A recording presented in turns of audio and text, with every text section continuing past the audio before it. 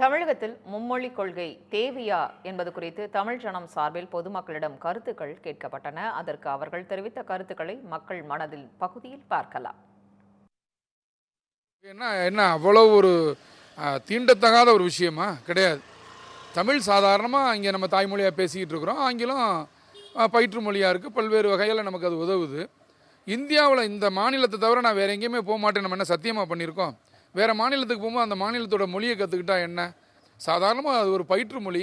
அந்த பயிற்று மொழியை எங்கள் வீட்டு பிள்ளைகளுக்கு சொல்லிக் கொடுக்குறது உங்களுக்கு என்ன கசக்குது? ஏன்னா உங்கள்கிட்ட எதுவும் மானியம் கேட்குறோமா? உங்கள்கிட்ட பணம் கேட்குறோமா? சென்ட்ரல் கவர்மெண்ட் இன்னொரு மொழியை கற்றுக்கன்னு சொன்னால் உடனே அப்படியே பொங்கி எழுறீங்க. அதெல்லாம் நாங்கள் இனிமேல் கேட்குறதா இல்லை. நாங்கள் எங்கள் குழந்தைகளுக்கு இன்னும் ஒரு மொழியை கற்றுக் கொடுத்து அந்த குழந்தைகளுடைய நல்வாழ்வுக்கு நாங்கள்லாம் துணையாக நிற்போங்கிறத இந்த நேரத்தில் தைரியமாக சொல்லிக்கிறோம். மத்திய அரசுக்கு நன்றி. அதை ரொம்ப விரைவாக அமுல்படுத்தணும்னு மத்திய அரசு நாங்கள் கேட்டுக்கிறோம். மும்மொழி கொள்கை கற்றுக்கிறதுனால உங்களுக்கு என்ன பிரச்சனை? கிட்டத்தட்ட 56 லட்சம் பேர் மெட்ரிகுலேஷன் ஸ்கூலு, சிபிஎஸ்சி ஸ்கூல்லலாம் குழந்தைகள் ஹிந்தி படிக்கிறாங்க, மும்மொழி கொள்கை படிக்கிறாங்க. தமிழ்நாட்டில் உள்ள மெட்ரிகுலேஷன் ஸ்கூல்லே மும்மொழி கொள்கை இருக்குது. அது மும்மொழி கொள்கையில் ஹிந்தி மட்டும் இல்லாமல் ஃப்ரெஞ்சு, சான்ஸ்கிரிட் எல்லாம் இருக்குது. ரெண்டாவது, என்னை பொறுத்த வரைக்கும் நம்ம குழந்தைகள் என்ன படிக்கணும் அப்படிங்கிறது எங்களோட விருப்பம். அதை நீங்கள் யார் டிசைட் பண்ணுறது? உங்களுக்கு எந்த விதமான அதிகாரமும் கிடையாது. நீங்கள் 33%, 35% ஓட்டு வாங்கி பதவிக்கு வந்தவங்க தான். பாக்கி 65% உங்களுக்கு யங்ஸ்டர் இருக்காங்க தான் உண்மை. அதை மீறி நீங்கள் செயல்பட்டு இருக்கீங்க. கான்ஸ்டியூஷனுக்கு அகேன்ஸ்டாக செயல்பட்டு இருக்கீங்க தான் உண்மை. அதாவது நான் சாமியை வரம் கொடுத்தாலும் பூசாரி வரம் கொடுக்காத கணக்கு மாதிரி தான் இருக்குது. இப்போ நான் எனக்கு பின்னாடி ஒரு சந்ததிக்கு நல்லா இருக்கணும்னா அவங்களோட எம்பவர்மெண்ட்டுக்கும் அப்லிஃப்ட்மெண்ட்டுக்கும் இல்லை அவங்களோட டெவலப்மெண்ட்டுக்கு தான் ஒர்க் பண்ணவே தவிர அதுதான் ஒரு பர்ஃபெக்ட் லீடரோட ஒரு ஐடியாலஜி.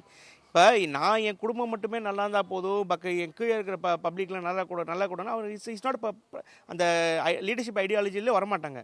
இப்போ இவங்க நடத்துகிற 40 மேலே ஸ்கூல் இருக்குது, டிஎம்கே ஸ்கூல். அவங்க எல்லாத்துலேயும் 3 லாங்குவேஜ் சப்போர்ட் பண்ணுறாங்க. நானும் 3 லாங்குவேஜ் சப்போர்ட். எனக்கு தமிழ்நாட்டை விட்டால் எங்கே வேணால் பொழைச்சிக்க முடியும். எனக்கு இங்கிலீஷ் தெரியும், ஹிந்தி தெரியும், சான்ஸ்கிரிட் தெரியும், மலையாளம் தெரியும். ஸோ என்னால் எங்கே போனாலும் எனக்கு வேண்டிய பேசிக் அட்லீஸ்ட் எனக்கு வாட்டர் வேணுங்க கூட என்னால் கேட்க முடியும். ஸோ ஏன் இப்படி ஒரு பேரிகேட் போட்டு சென்ட்ரல் கவர்மெண்ட் கொடுத்தா உடனே எல்லாத்தையும் ஸ்டாப் பண்ணணும்? நிறையா ஸ்கீம் ஸ்டாப் பண்ணியிருக்காங்க. அதில் ஒன் ஆஃப் த ஸ்கீம்ஸ் இந்த 3 லாங்குவேஜ் பாலிசி தான். மும்மொழி கொள்கை அப்படின்னு ஹிந்தி திணிப்பு அப்படின்னு சொல்லிட்டு இருக்காங்க. ஹிந்தி திணிப்பு அப்படிங்கிறது அதை வச்சு என்னோட கருத்து பார்த்தீங்கன்னா இந்த அரசியல் பண்ணிக்கிட்டு இருக்காங்க தவிர வேறு ஒன்றுமே இல்லை.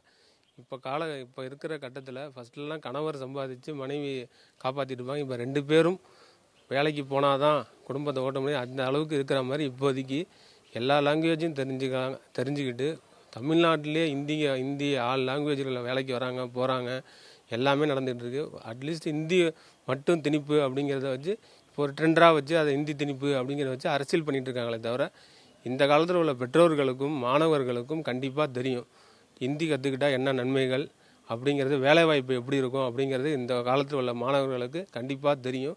ஹிந்தி திணிப்பு அப்படிங்கிறது அதை வச்சு இப்போதைக்கு அரசியல் பண்ணிகிட்டு இருக்காங்க. அது கொஞ்சம் ட்ரெண்டாக இப்போ போயிட்டுருக்கு தவிர ஹிந்தி திணிப்புங்கிறது கிடையவே கிடையாது.